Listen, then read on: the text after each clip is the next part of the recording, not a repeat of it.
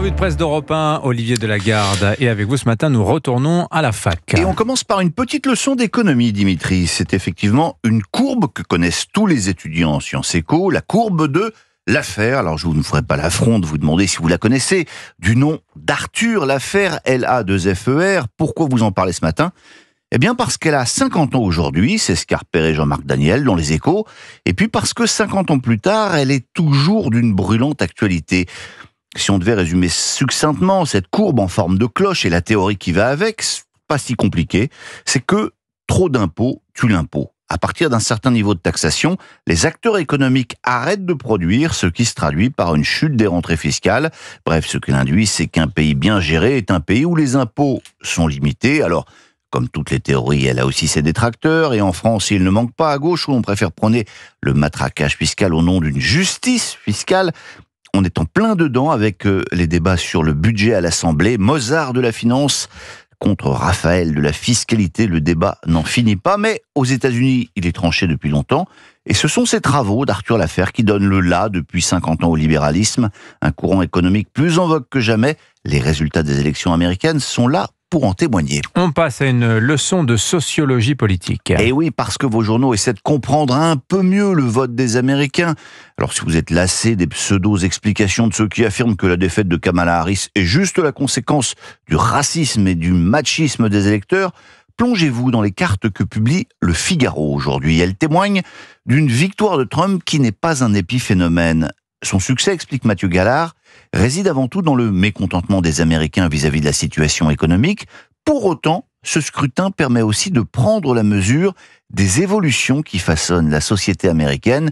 Et parmi ces évolutions, il y a le rejet du wokisme. Et c'est d'ailleurs le thème du dossier central du JD News cette semaine, parce que les délires transgenres intersectionnels des coloniaux auront scellé le sort de Kamala Harris.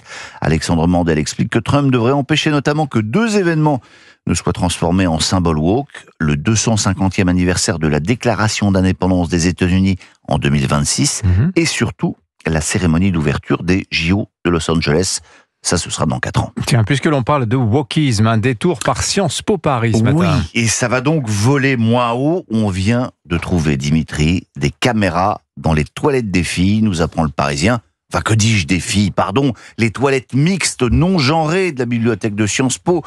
La direction a été saisie. Plus fâcheux et moins anecdotique pour l'établissement, l'enquête menée par le magazine Décideur qui tente à démontrer que les entreprises se détournent désormais des profils Sciences Po. Ah tiens. Pendant longtemps, le véritable atout de ces étudiants était l'ouverture d'esprit, explique un recruteur, mais les profils sont désormais uniformes et dogmatiques. Ils sont peu adaptés à un univers où il faut se remettre en question en permanence. Alors, pour leur ouvrir peut-être l'esprit, on se permettra de conseiller à tous ces étudiants la lecture du dernier livre de Yuval Noah Harari. Cet historien touche à tout et sans conteste l'un des esprits les plus brillants de sa génération. Et puis si nos chers étudiants trouvent qu'il y a quand même un peu trop de pages, ils peuvent déjà commencer par lire l'interview qu'Harari a accordée à notre Génie Bastier pour Le Figaro. Les politiques humaines sont un jeu émotionnel, explique-t-il. Or, nos institutions et nos technologies ont changé, mais nos émotions viennent de l'âge de pierre et ce sont toujours les mêmes. Bref, nous avons tous en nous quelque chose de Cro-Magnon. Et illustration immédiate, parce que j'ai été beaucoup trop sérieux ce matin, si vous ne connaissez pas la courbe de Laffer.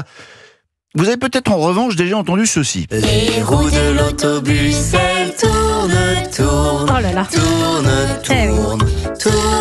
Bon, alors, c'est un truc qui fait fureur, nous apprend le Parisien, une chaîne YouTube à destination des bébés de 0 à 3 ans. Ça s'appelle Cocomelon.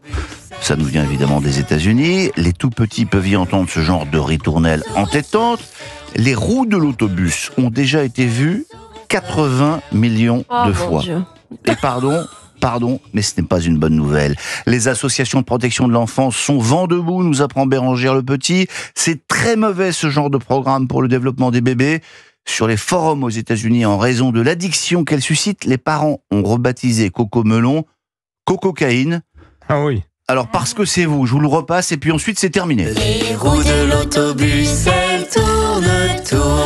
Et voilà. Mieux vaut encore, je crois, mettre les bébés devant Pascal Praud. C'est surtout la vidéo, en fait, le petit mouflet en 3D, parce que là, je ne voyais pas de quoi vous parliez, je suis allé voir, mais oui, évidemment. Mais Vous normalement, il y a... connaissez ça? Quand on a des enfants aujourd'hui... Mais moi j'ai des enfants, mais ils sont ils pas sont grands. grands, vous leur mettez plus Mais qu'au normalement, melon, il n'y a rassurez-moi. plus d'écran, il n'y a pas le droit aux écrans avant 3 ans. Oui, enfin bon, ça c'est dans la théorie. Malheureusement, dans la réalité, c'est un peu différent.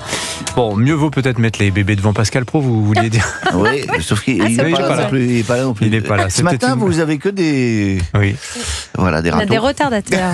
Surtout de votre part, je note. Ah, ça y est, m'en il ex- arrive, il mais arrive. je m'en excuse. Regardez, mauvaise langue que vous êtes. il arrive.